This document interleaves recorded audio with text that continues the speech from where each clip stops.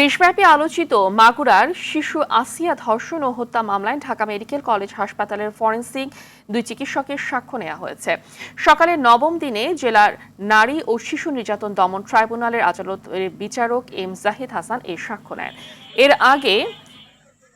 এর মাধ্যমে মামলার সাক্ষ্য শেষ পর্ব শেষ করল রাষ্ট্রপক্ষ। ট্রাইব্যুনালের পাবলিক প্রসিকিউটর জানান, সকালে এ মামলার সকল আসামিকে আদালতে হাজির করা হয়। এছাড়া আদালতে হাজির হয়ে ঢাকা মেডিকেল কলেজ হাসপাতালের ফরেনসিক বিভাগের চিকিৎসক অ্যাসিস্ট্যান্ট প্রফেসর ডাক্তার মমতা জারা ও ডাক্তার দেবিকা রায় সাক্ষ্য দেন। তিনি আশা করেন সাক্ষ্য ও অন্যান্য প্রমাণের ভিত্তিতে এ মামলায় আসামিদের সর্বোচ্চ সাজা দিবেন আদালত।